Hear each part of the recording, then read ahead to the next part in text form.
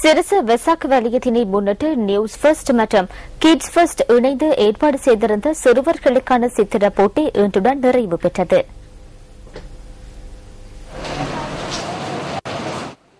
இந்த சித்திர போட்டியில் 15 வயதுக்குட்பட்ட சிறார்கள் பங்கு பெற்றிருந்தனர். இன்று முற்பகல் 9 மணி அளவில் ஆரம்பமான இந்த சித்திர போட்டி பிற்பகல் 2 மணி வரை இடம்பெற்றது. இந்த காலப்பகுதியில் 5 சுற்றுகள் நடைபெற்றதுடன் ஒவ்வொரு சுற்றிலும் சுமார் 200 சிறார்கள் பங்கு பெற்றிருந்தனர். இதன்போது சகல சுற்றுகளிலும் வெற்றி ஈட்டிய சிறார்கள் 5 பரிசில்கள் வழங்கப்பட்டதுடன் சித்திர போட்டியில் பங்கு பற்றிய அனைவருக்கும் சான்றிதழ்கள் வழங்கப்பட்டன.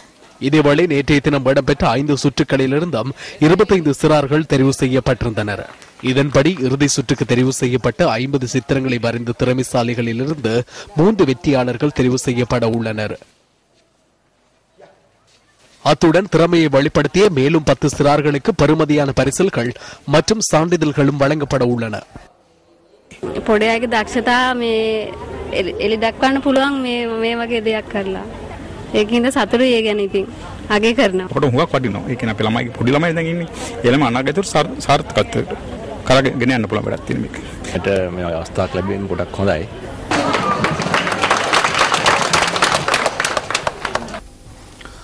கொழும்பு பிரேப்ரூக் பிளேஸில் உள்ள MTV MBC ஊடக வேலையமைப்பின் தலைமையக வளாகத்தை அண்மித்த பகுதியில் நிர்மாணிக்கப்பட்டுள்ள சிறுச வெசாக் வலயத்தினை பார்வையிடுவதற்காக தொடர்ந்தும் பெருந்திரளான மக்கள் வருகை தந்த வண்ணம் உள்ளனர்.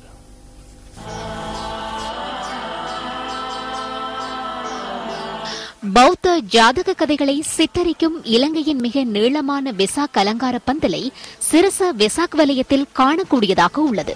396 அடி நீளத்துடன் நிர்மாணிக்கப்பட்டுள்ள இந்த அலங்கார பந்தலில் சுமார் 1,47,000 மின்குமிழ்கள் பொருத்தப்பட்டுள்ளன. 30 அடி உயரத்தில் 40 சித்திரங்களுடன் இந்த வெசாக் பந்தல் நிர்மாணிக்கப்பட்டுள்ளது. சிறுச வெசாக் வலயத்திற்கு வருகை தரும் பக்தர்களுக்கு இந்த வெசாக் அலங்கார பந்தலை காண முடியும்.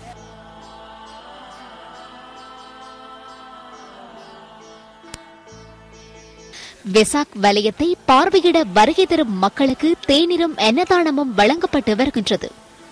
இதற்கமைய இன்றைய தினம் மக்களுக்கு தேநீரும் அன்னதானமும் வழங்கப்பட்ட காட்சிகளே இவை.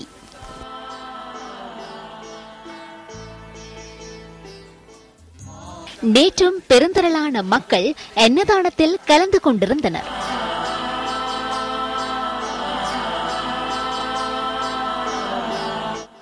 சிறுச வெசாக் வலயத்தில் நிர்மாணிக்கப்பட்டுள்ள வெசாக் அலங்கார பந்தல்கள் இங்கு வரும் மக்களின் மனங்களை கவரும் வண்ணம் வடிவமைக்கப்பட்டுள்ளன.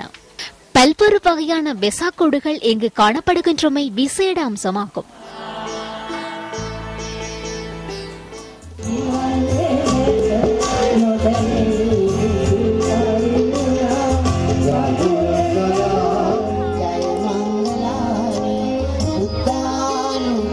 சிறுச வெசாக் வலயத்தில் சிறப்பிடம் பெறுகின்ற பக்தி கீத நிகழ்வு இன்றைய தினமும் நடைபெற உள்ளது. நேற்று நடைபெற்ற பக்தி கீத நிகழ்வில் நாட்டின் பிரபல முன்னணி பாடகர்கள் பலரும் கலந்து கொண்டிருந்தனர்.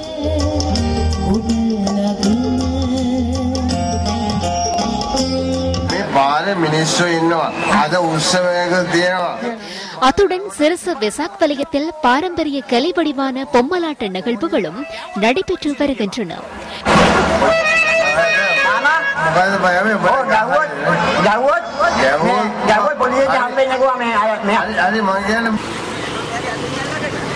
நாட்டின் பல்வேறு பகுதிகளிலிருந்தும் பெருந்திரளான மக்கள் இன்றும் சிறுச வெசாக் வலயத்தை பார்வையிடுவதற்காக வருகை தந்த வண்ணம் உள்ளனர்.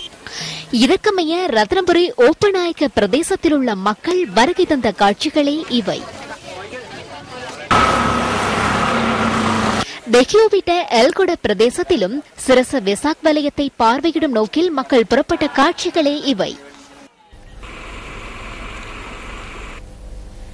சிறுச வெசாக் வலயத்தின் நேரடி காட்சிகளை எமது இணையதளத்தினூடாக பார்வையிடலாம். அதன் பொருட்டு www.newsfirst.lk எனும் இணையதளத்திற்கு பிரவேசியுங்கள்.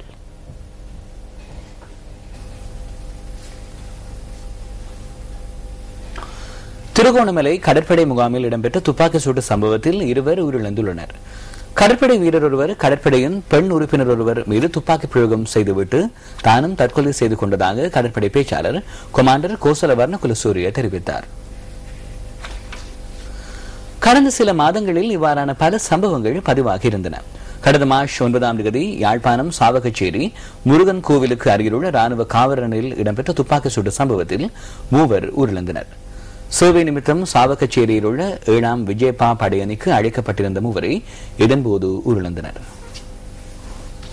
கடந்த 4ஆம் தேதி யாழ்ப்பாணத்தில் இடம்பெற்ற துப்பாக்கிச்சூடு சம்பவம் ஒன்றில் 2 இராணுவ வீரர்கள் உயிரிழந்தனர். இராணுவ வீரர் ஒருவர் மற்றொரு இராணுவ வீரர் மீது துப்பாக்கிச்சூடு நடத்திவிட்டு தானும் தற்கொலை செய்து கொண்டதாக இராணுவ பேச்சாளர் தெரிவித்தார். இதேவேளை தலங்கம போலீஸ் நிலையத்தின் போலீஸ் கான்ஸ்டபிள் ஒருவர் பிப்ரவரி 15ஆம் தேதி துப்பாக்கிச்சூடு நடத்தினார்.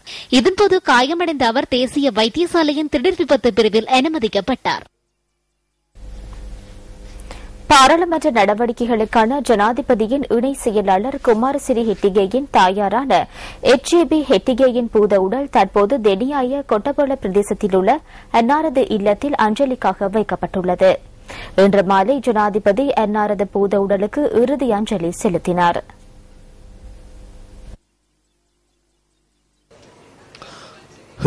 வயதான ஹெட்டிகே கொழும்பு தேசிய வைத்தியசாலையில் சிகிச்சை பெற்று வந்த நிலையில் நேற்று இயற்கையை எய்தினார்.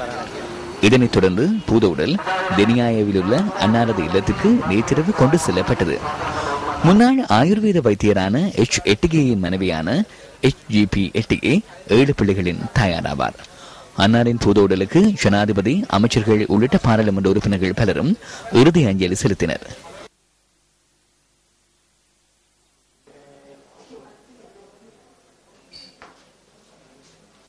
அன்னாரது இறுதிக்கிரியைகள் கொட்டபொல தேசிய பாடசாலை மைதானத்தில் நாளை மறுதினம் இடம்பெற உள்ளமை குறிப்பிடத்தக்கது.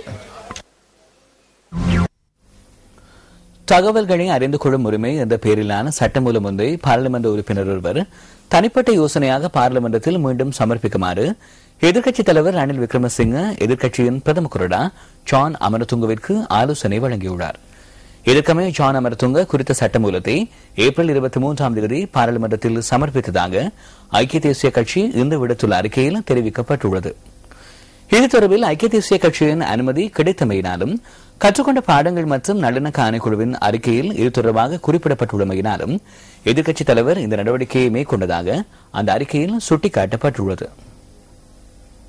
2003ஆம் ஆண்டு அமைச்சரவை அனுமதி வழங்கிய சட்டமூலம் ஒன்றை அடிப்படையாக கொண்டு எதிர்க்கட்சித் தலைவர் ரணில் விக்ரமசிங்க தகவல்களை அறிந்து கொள்ளும் உரிமை என்ற பெயரிலான சட்டமூலம் ஒன்றை பாராளுமன்ற உறுப்பினர் ஒருவரின் தனிப்பட்ட யோசனையின் பேரில் சபையில் சமர்ப்பித்ததாக ஐக்கிய தேசிய கட்சி தெரிவிக்கிறது. பாராளுமன்ற உறுப்பினர் ஒருவரின் தனிப்பட்ட யோசனையாக எதிர்க்கட்சித் தலைவரினால் இதனை முன்வைக்க முடியாது என பாராளுமன்ற செயலாளர் அறிவித்ததை அடுத்து அதனை சமர்ப்பிக்குமாறு ரணில் விக்ரமசிங்க பாராளுமன்ற உறுப்பினர் கரு ஜெயசூரியவிற்கு ஆலோசனை வழங்கியதாகவும் அந்த அறிக்கையில் குறிப்பிடப்பட்டுள்ளது. அதன்படி கரு ஜெயசூரிய 2010ஆம் ஆண்டு செப்டம்பர் 23ஆம் தேதி குறித்த சட்டமூலத்தை பாராளுமன்றத்தில் சமர்ப்பித்தார். எனினும் இவ்வாறான சட்டமூலம் ஒன்றை அரசாங்கம் தயாரிப்பதாக ஆளும் கட்சியின் பிரதம கொறடா அறிவித்ததன் பின்னர் கரு ஜெயசூரிய தனது பிரேரணையை வாபஸ் பெற்றுக் கொண்டார். ஐக்கிய தேசிய கட்சியினால் இவ்வாறான சட்டமூலம் ஒன்றை முன்வைக்க முடியும் என சபாநாயகர் அறிவித்ததன் பின்னர் 2011ஆம் ஆண்டு ஜூன் மாதம் 21ஆம் தேதி பாராளுமன்ற உறுப்பினர் கரு ஜெயசூரிய மீண்டும் அதனை சபையில் சமர்ப்பித்தார். அதன்போது அரசாங்கம் எதிர்ப்பு தெரிவித்ததுடன் அந்த சட்டமூலம் தொடர்பிலான வாக்கெடுப்பின் போது அது நிராகரிக்கப்பட்டதாகவும் ஐக்கிய தேசிய கட்சி வெளியிட்டுள்ள அறிக்கையில் குறிப்பிடப்பட்டுள்ளது. தகவல் அறிந்து கொள்ளும் விடயம் தொடர்பிலான இந்த சட்டமூலத்தை மீண்டும் சபையில் சமர்ப்பிக்குமாறு எதிர்க்கட்சித் தலைவர் எதிர்க்கட்சியின் பிரதம கொறடாவுக்கு ஆலோசனை வழங்கியுள்ளார். பாராளுமன்ற அமர்வுகள் ஆரம்பமானதன் பின்னர் ஜோன் அமர்துங்க இது தொடர்பில் சபாநாயகருடன் கலந்துரையாட உள்ளதாகவும் ஐக்கிய தேசிய கட்சி விடுத்துள்ள அறிக்கையில் மேலும் குறிப்பிடப்பட்டுள்ளது. இந்த விடயம் தொடர்பில் ஐக்கிய தேசிய கட்சியின் பார்லிமெண்ட் உறுப்பினர் கரு ஜெயசூரியவிடம் நாம் வினவினோம். இவ்வாறான சட்டமூலம் ஒன்றை சமர்ப்பிப்பதற்கு சந்தர்ப்பம் இல்லை என பாராளுமன்ற பொதுச் செயலாளர் அறிவித்துள்ளதாக அவர் இதன்போது குறிப்பிட்டார். பொருட்களின் விலையை அதிகரித்து மக்கள் மீது அழுத்தம் பிரயோகிப்பதை கொள்கையாக கொண்டு அரசாங்கம் செயற்படுவதாக ஐக்கிய தேசிய கட்சியின் பாராளுமன்ற உறுப்பினர் காந்த கருணா திலக தெரிவிக்கின்றார். இன்று நடைபெற்ற ஊடகவியலாளர் சந்திப்பொன்றிலேயே அவர் இதனை குறிப்பிட்டார். බැංකු ණයදීම් සම්පූර්ණයෙන්ම සීමා කරන්න ආණ්ඩුව ක්‍රියා කරලා තිබෙනවා.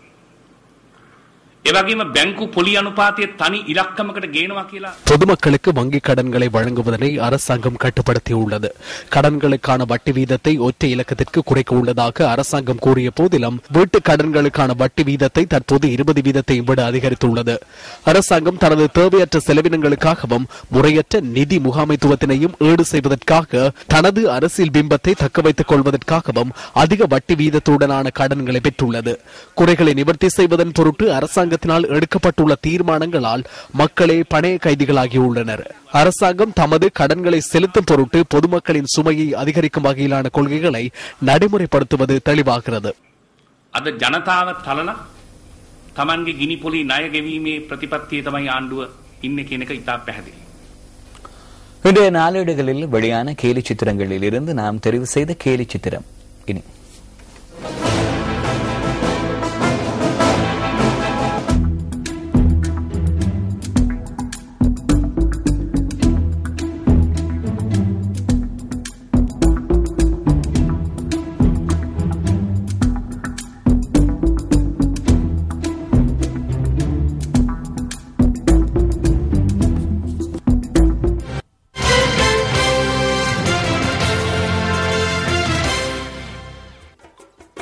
திருகோணமலை கிண்ணியா பாலத்திற்கு அருகிலுள்ள வீடு ஒன்றில் குழி ஒன்றை தோண்டிய போது அதிலிருந்து புகையுடன் தீப்பிழம்பு வெளியேறியது. இந்த குழியிலிருந்து மண்ணை எடுத்து தமது சட்டை பையுடன் ஒருவர் இட்ட போது அவரது சட்டையும் தீப்பற்றியதாக எமது பிராந்திய செய்தியாளர் குறிப்பிட்டார். இதனையடுத்து பிரதேசவாசிகள் இணைந்து குறித்த குழியினை தற்போது மூடியுள்ளதாக எமது பிராந்திய செய்தியாளர் தெரிவித்தார். இந்த சம்பவம் குறித்து புவியியல் மற்றும் நிலக்கரி சுரங்க பிரிவின் தலைவர் கலாநிதி MP விஜயானந்தவிடம் நாம் வினவினோம். இயற்கையாக இந்த தீப்பிழம்பு ஏற்பட்டதா என்பதை உறுதிப்படுத்த முடியாதுள்ளதாக அவர் கூறினார். நாட்டில் நிலவிய யுத்த சூழ்நிலையின் போது குறித்த பிரதேசத்தில் புதைக்கப்பட்ட ஏதேனும் வெடிபொருட்களின் தாக்கத்தினால் இந்த தீ ஏற்பட்டிருக்கலாம் என்று சந்தேகிப்பதாகவும் அவர் மேலும் சுட்டிக்காட்டினார். இந்த பகுதியில் மேலதிக பரிசோதனைகளை மேற்கொள்ளும் நோக்கில் நாளைய தினம் அங்கு குழு ஒன்றை அனுப்பி வைக்க உள்ளதாகவும் அவர் குறிப்பிட்டார். விளையாட்டுச் செய்தி. இலங்கை மற்றும் மேற்கிந்திய தீவுகள் மகளிர் கிரிக்கெட் அணிகளுக்கு இடையில் நடைபெற்ற 20-20 கிரிக்கெட் போட்டியில் 3 விக்கெட்டுகளால் மேற்கிந்திய தீவுகள் மகளிர் அணி வெற்றியீட்டியுள்ளது. இந்த போட்டியில் முதலில் துடுப்படுத்த ஆடிய இலங்கை மகளிர் அணி 16 ஓவர்கள் நிறைவில் 8 விக்கெட்டுகளை இழந்து 77 ஓட்டங்களை மாத்திரமே பெற்றுக் கொண்டது. பதிலுக்கு துடுப்படுத்த ஆடிய மேற்கிந்திய தீவுகள் அணி 15.1 ஓவர் நிறைவில் 7 விக்கெட்டுகளை இழந்து வெற்றி இலக்கை எட்டியது. குயின்ஸ் பார்க் ஓவல் மைதானத்தில் நடைபெற்ற இந்த போட்டியில் நாணய சுழற்சி வெற்றி பெற்ற இலங்கை அணி முதலில் துடுப்படுத்தாட தீர்மானித்தது. சாமரி ஹயங்கனி மற்றும் பிரசாந்தினி வீரக்கொடி ஆகியோர் ஆரம்ப துடுப்பாட்ட வீரர்களாக களமிறங்கினர். பிரசாந்தினி வீரக்கொடி 15 ஓட்டங்களை பெற்றதுடன் சசிகலா ஸ்ரீவர்தன ஒரு பவுண்டரி அடங்கலாக 12 ஓட்டங்களை பெற்றார். 25 பந்துகளை எதிர்கொண்ட தீபிகா ரசங்கிகா ஆட்டமிழக்காத 22 ஓட்டங்களை குவித்தார். பதிலுக்கு துடுப்படுத்தாடிய மேற்கிந்திய தீவுகளின் ஆரம்ப துடுப்பாட்ட வீரர்களாக ஸ்டெஃபனி டெலரும் JP நிரோவும் களமிறங்கினர். ஸ்டெஃபனி டெலர் 10 ஓட்டங்களை பெற்றதுடன் ஜெமீனா கெம்பல் ஆட்டமிழக்காத 27 ஓட்டங்களை குவித்தார். இலங்கை மற்றும் மேற்கிந்திய தீவுகள் மகளிர் கிரிக்கெட் அணிகளுக்கு இடையில் நடைபெற்ற 20-20 போட்டிகளில் மேற்கிந்திய தீவுகள் அணி முன்னிலை வகிக்கின்றமை குறிப்பிடத்தக்கது. இத்துடன் நமது 8 மணி பிரதான செய்திகள் நிறைவடைகின்றன. எமது அடுத்த பிரதான செய்திகளை இரவு 10:45 எதிர்பாருங்கள். வணக்கம்.